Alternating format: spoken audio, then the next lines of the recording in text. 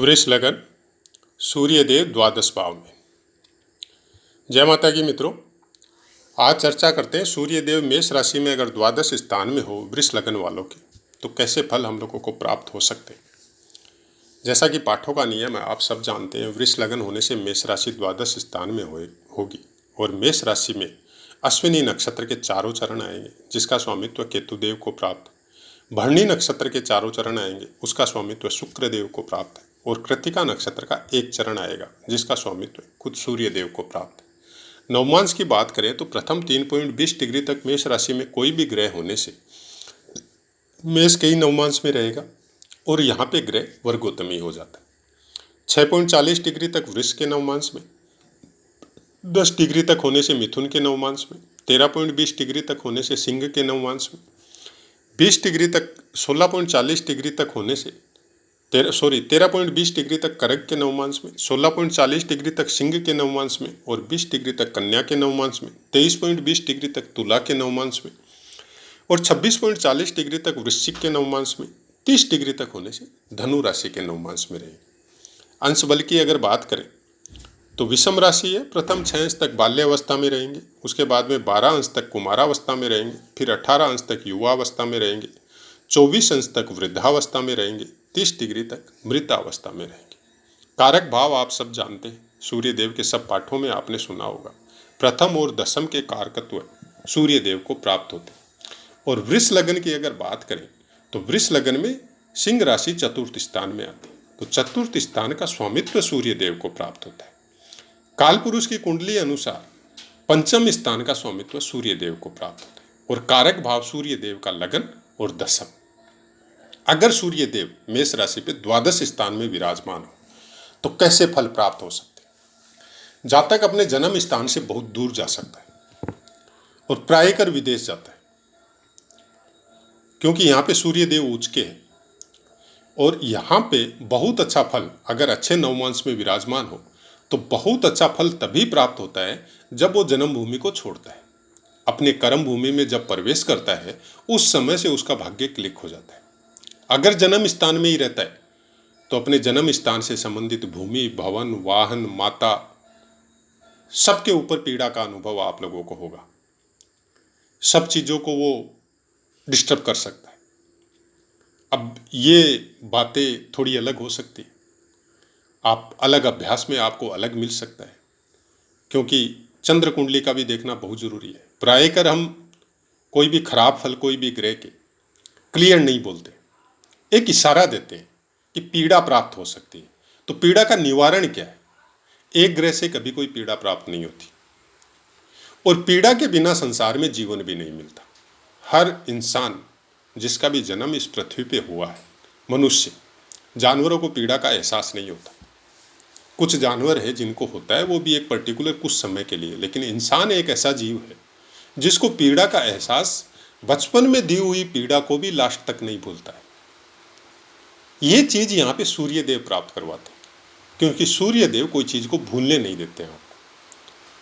आपके अंदर स्वाभिमान की मात्रा बहुत ज्यादा हो सकती है, ईगो पॉइंट बहुत ज्यादा हो सकता है। आप हर आदमी के साथ अटैच नहीं हो सकते, लेकिन आप जैसे साइंस या टेक्नोलॉजी, स्पेस से संबंधित कोई चीज़ें या आप भूगर्भ से संबंधित कोई चीज़ें, मतलब कहने का मतलब यह हुआ कि रिसर्च से संबंधित कोई फील्ड में आप जा सकते हैं। आपको कोई शौक नहीं होगा भूमि, भवन, वाहन से। स्थानीय सुख जो जीव को प्राप्त होते हैं, जैसे अच्छा भवन चाहिए, अच्छी गाड़ी चाहिए, अच्छा बंगला चाहिए, वो सब सुखों की आपको ज़रूरत नहीं है। आप अपनी आत्मशक्ति को जागृत करने के लिए कहीं भी कुछ भी कर सकते हैं। ऐसा कुछ फल यहाँ पे प्राप्त होता है। आप तंत्र मंत्र और ज्योतिष में भी आ सकते हैं। अब हो सकता है बहुतों को अलग लगे कि तंत्र मंत्र और ज्योतिष में कैसे आ सकता है द्वादश स्थान में बैठा हुआ सूर्य। तो उनके लिए सबसे नॉर्मल सी बात है कि हम हर पाठ में बोलते हैं कि काल पुरुष की कुंडली का भी साथ में अध्ययन करना बहुत जरूरी है और अपनी काल पुरुष की कुंडली के हिसाब से पंचम स्थान से अष्टम होते हैं, वो भी आपको देखना पड़ेगा साथ। कंफर्म नहीं है क्योंकि कोई भी कुंडली जब आप देखो तो सूर्य कुंडली, लगन कुंडली और चंद्र कुंडली, उसके बाद में नवमांश का नंबर आता है और सबसे बड़ी बात है उसके बाद में नक्षत्रों का भी नंबर आता है। खास बात देखिए, अगर भरणी नक्षत्र में सूर्य देव यहाँ पे होते तो तमाम सुख आपको प्राप्त होते और भोगों में आप रत रहते। जबकि सूर्य देव द्वादश स्थान में बैठने की वजह से कारकों की अगर बात करें तो कारक भाव द्वादश स्थान शनिदेव का है। शनिदेव की पोजीशन कैसी है, उसके ऊपर भी द्वादश स्थान का फल बहुत ज़्यादा डिपेंड करता है। लेकिन भरणी नक्षत्र में अगर सूर्य देव है तो आप प्रचुर मात्रा में भोग के लिए अपने हर संसाधनों का व्यय कर सकते हैं। अब ये नॉर्मल सी बात अच्छे से शब्दों में हमने आपको समझाई। अब आप इसको किस तरह से डीपली समझ सकते हैं वो आपके ऊपर निर्भर है।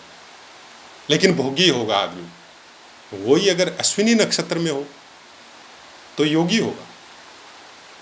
योग के संबंध में, खेल कूद के संबंध में, प्राणायाम के संबंध में, ध्यान साधना के संबंध में बहुत ज़्यादा एग्रेसिव होगा, नॉर्मल नहीं होगा, एग्रेसिव होगा।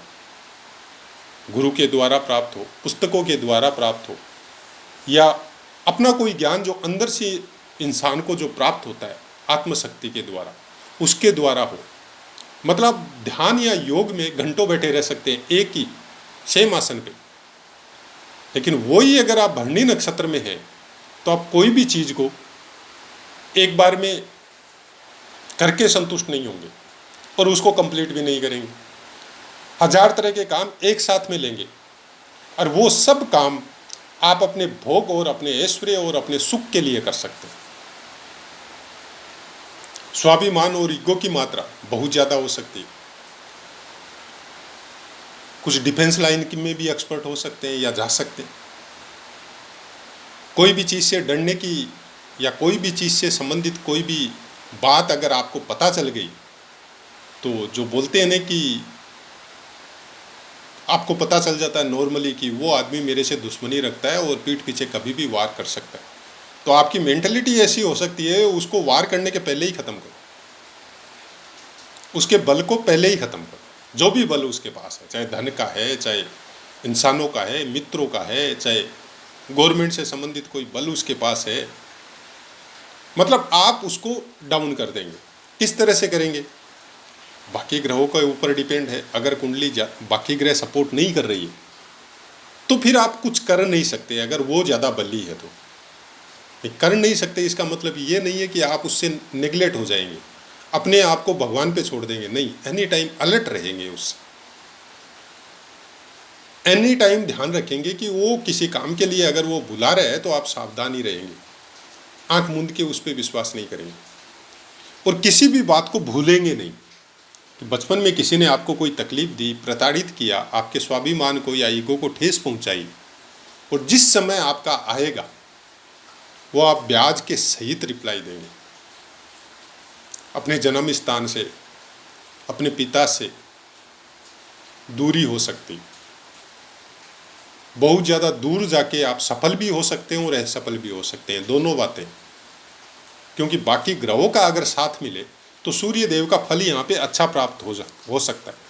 लेकिन बाकी ग्रहों का अगर साथ नहीं मिलता है, सपोज लग्नाधिपति का साथ नहीं मिलता है, या फिर बुधदेव का साथ नहीं मिल रहा है, या कहीं से गुरुदेव की दृष्टि नहीं है, तो फिर यहाँ पे सूर्य देव बहुत ज़्यादा प्रॉब्लम कारक हो सकते हैं। राहु देव का साथ मिल जाए तो बहुत अच्छा है। अच्छी जगह में अगर प्लेसमेंट हो राहु देव तो सूर्य का विल पावर और राहु देव की माया यहाँ पे आपको बहुत ऊंचे स्थान तक लेके जा सकती है, लेकिन डिक्रीजमेंट भी कर सकती है। दोनों चीज़ें। अब आप उस चीज़ को लेते कैसे हैं उसके ऊपर डिपेंड है। हमारा प्रायकर जब भी 12 स्थान या 8वां स्थान या 6 स्थान की जब हम बात करते हैं तो हम कुछ अलग बताने की कोशिश करते हैं। 12वां स्थान को बोला जाता है मोक्ष कारक। मोक्ष कारक का मतलब ये नहीं हुआ कि आपकी मोक्ष हो जाएगी। मोक्ष बहुत मुश्किल है। मोक्ष का मतलब ये कब समझ में आएगा हम लोगों को, हमको खुद को पता नहीं है, क्योंकि हमको तो समझ में नहीं आया अभी तक। पुस्तकों में लिखा हुआ देख लिया कि मोक्ष, लेकिन ये जो 2 अक्षरों का जो नाम है ना, ये कोई ऐसा नाम नहीं है कि कुछ करके हम लोग मोक्ष प्राप्त कर सकते। बहुत मुश्किल है। हाँ, 12वें स्थान पे सूर्य देव होके आपकी प्राण शक्ति की ऊर्जा का ह्रास कर सकते हैं, कम कर सकते हैं। क्योंकि उस ऊर्जा को जब आप ज़रूरत से ज़्यादा खर्च करेंगे, ज़रूरत से ज़्यादा यूज करेंगे, तो वो ऊर्जा कम हो सकती है और अंत समय में तकलीफें भोग सकते हैं। मोक्ष नहीं बोल रहे हैं। 12वां स्थान आपका व्यय स्थान है और व्यय का मतलब ये नहीं है कि आपका धन चला जाएगा, आपकी संतान चली जाएगी, आपकी पत्नी चली जाएगी। नहीं, व्यय होता है जो इंसान जिसने जन्म लिया पृथ्वी पे, वो 11 ग्रह के हिसाब से सुख भोगता है और उन सुखों की कमी का मतलब हो गया कि उन सुखों को भोगने की क्षमता जब आपके अंदर नहीं रहेगी, वो चीज़ 12वां स्थान डिसाइड करेगा कि कब नहीं रहेगी। या दूसरी चीज़ क्या डिसाइड होती है 12वें स्थान से, कि कब उन सुखों से आप दूरी बना लेंगे। सपोज कोई नीच का ग्रह बैठा है 12वें स्थान और हम लोग सांसारिक कामों में लगे हुए, तो बहुत तकलीफ मिलेगी। मतलब आप कभी चैन से नहीं बैठ सकते कि मेरे को धन होना चाहिए, नहीं होगा, भागते रहिए। मेरे को अच्छी पत्नी चाहिए, आपके हिसाब से चलने वाली चाहिए, नहीं मिलेगी, भागते रहिए। अच्छे भाई चाहिए जो आपकी आज्ञा का पालन करे, नहीं मिलेंगे, भागते रहिए। अच्छा स्वास्थ्य चाहिए, नहीं मिलेगा। क्योंकि जब तक आप भोगों में रत रहेंगे, जब तक हर रिश्ते से आप अपना स्वार्थ देखेंगे, तो 12वां स्थान कभी आपको सुखी नहीं रहने देगा। हमेशा तड़पेंगे उन सुखों के लिए, प्राप्त करेंगे, मन नहीं भरेगा, फिर तड़पेंगे। यह है 12वां स्थान। और जैसे ही आपने दूरी बनाई, जो हम लोगों के संस्कारों में सम्मिलित किया है ऋषि मुनियों ने, ज्योतिष शास्त्र में भी बताया जाता है, वेद पुराणों में भी बताया जाता है कि वानप्रस्थ आश्रम, वानप्रस्थ आश्रम में प्रवेश कर लिया आप मन से, आत्मा से, कि अब मेरे कर्तव्य कंप्लीट हो गए। जो सांसारिक कर्तव्य थे, भगवान ने जो जिस चीज़ के लिए मेरे को पैदा किया था और उसके अनुरूप जो कर्तव्य थे जीव के, बचपन आया, एजुकेशन किया, शादी की, बच्चे किए, बच्चों की शादी हो गई, अब वो अपनी लाइफ में सेटल हो गए, दैट्स ऑल। जीव का इतना ही कर्तव्य।